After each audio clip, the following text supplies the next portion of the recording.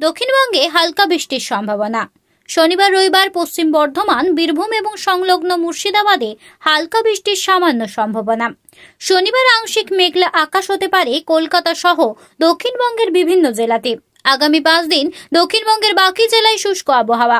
দক্ষিণবঙ্গের জেলাগুলিতে কাল শনি ও রবিবার তাপমাত্রা কিছুটা বাড়বে। তাপমাত্রা কলকাতা সহ দক্ষিণবঙ্গের বিভিন্ন জেলাতে 2 থেকে 4 ডিগ্রি সেলসিয়াসের বেশি রয়েছে স্বাভাবিকের তুলনায়। সোমবার থেকে তাপমাত্রা ধীরে ধীরে নামবে। 3 দিনের মধ্যেই 5 ডিগ্রি সেলসিয়াস তাপমাত্রা নেমে যেতে পারে বছরের শুরুতে, এমনি পূর্বাভাস আবহাওয়া দপ্তরের।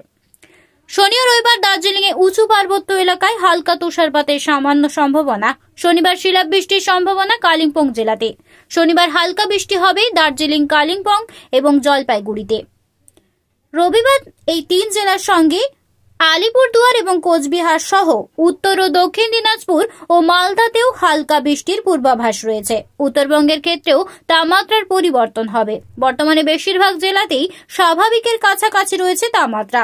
শনিবার রবিবার রাতের তাপমাত্রা বা সর্বোচ্চ তাপমাত্রা বেশ কিছুটা বাড়তে পারে। 2 থেকে 3 ডিগ্রি সেলসিয়াস বাড়তে পারে রাতের তাপমাত্রা। তবে মেঘলা আকাশের কারণে দিনের তাপমাত্রা কমবে। কোল্ড ডে পরিস্থিতি তৈরি হতে পারে 2-1 জেলায়। সোমবার থেকে আবার পারদ পতনের সম্ভাবনা। দক্ষিণবঙ্গের জন্য আগামী 5 দিন প্রধানত শুষ্ক পরিষ্কার ওয়েদারই থাকবে। শুধু 28 থেকে 29-এর মধ্যে, মেনলি 28 তারিখ রাত্রের দিকে বা 29 তারিখ সকালের দিকে পশ্চিমের কয়েকটা জেলা, যেমন পশ্চিম বর্ধমান, বীরভূম, সেই সাথে সংলগ্ন মুর্শিদাবাদ, এই জেলাগুলো 2-1 জায়গায় খুব হালকা ধরনের বৃষ্টিপাতের সম্ভাবনা থাকছে। খুব একটা উল্লেখযোগ্য কিছু নয়, বৃষ্টিপাত 2-1 জায়গায় থাকলেও সেটা খুবই হালকা ধরনের। অন্যান্য জেলাগুলো দক্ষিণবঙ্গে প্রধানত শুষ্ক পরিষ্কার ওয়েদারই থাকবে। 28 তারিখ হয়তো আংশিক মেঘলা 2-1 জায়গায় থাকবে। রাতের তাপমাত্রা কিছুটা কমেছে গত 24 ঘন্টায়, কিন্তু এখনো যেটা রয়েছে স্বাভাবিকের থেকে বেশিরভাগ জায়গাতেই প্রায় 2 থেকে 4 ডিগ্রি মতো বেশি চলছে দক্ষিণবঙ্গে। যেমন কলকাতা পার্শ্ববর্তী অঞ্চলে সর্বনিম্ন তাপমাত্রা গত 24 ঘন্টায় ছিল 16.5 ডিগ্রির কাছাকাছি, যেখানে স্বাভাবিক এই সময় থাকার কথা 14 ডিগ্রির কাছাকাছি, বেশ খানিকটা বেশি। পশ্চিমের জেলাগুলোতেও বেশি রয়েছে স্বাভাবিকের থেকে। আগামী 24 ঘন্টায় খুব একটা পরিবর্তন নেই, এর কাছাকাছিই থাকবে। পরবর্তী 2 দিনে আবার সামান্য একটু টেম্পোরারিলি বাড়বে সাময়িকভাবে 2 থেকে 3 ডিগ্রি মতো।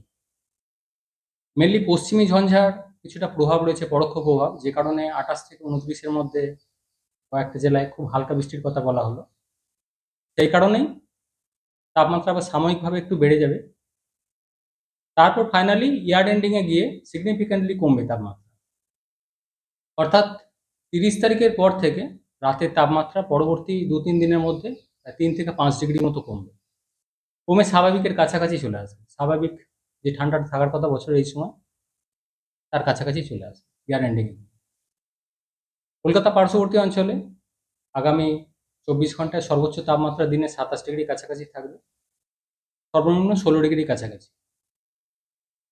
পরের 2 দিন সাময়িকভাবে আবার রাতের তাপমাত্রা একটু 1 থেকে 2 ডিগ্রি মতো বাড়ার সম্ভাবনা থাকছে।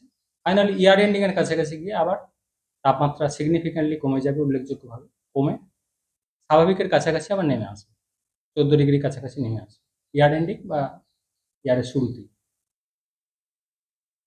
উত্তরবঙ্গের জন্য মেনলি 28 থেকে 29-এর মধ্যে 2-1 জায়গায় হালকা বৃষ্টির সম্ভাবনা থাকছে। বিশেষ করে 28 তারিখে দার্জিলিং, কালিম্পং, জলপাইগুড়ি, এই জেলাগুলোয় 2-1 জায়গায় হালকা বৃষ্টির সম্ভাবনা থাকছে। কালিম্পংয়ের ক্ষেত্রে 2-1 জায়গায় শিলাবৃষ্টিরও সম্ভাবনা থাকছে, বিশেষ করে কালিম্পংয়ের জন্য 28 তারিখ। দার্জিলিংয়ের ক্ষেত্রে 28 থেকে 29 এই পিরিয়ডটার মধ্যে তুষারপাতেরও সম্ভাবনা থাকছে দার্জিলিংয়ের পাহাড়ি এলাকায়।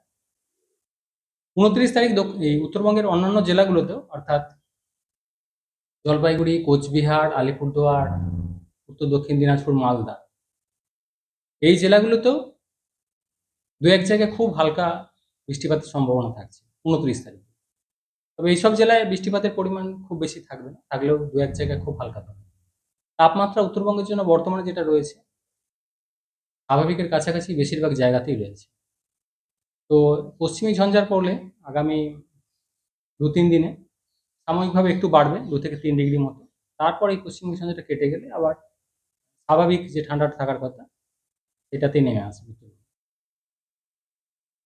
নতুন বছরের শুরুতে কলকাতা সহ দক্ষিণবঙ্গে কিছুটা ঠান্ডার আশা করা যাচ্ছে। হ্যাঁ, বছর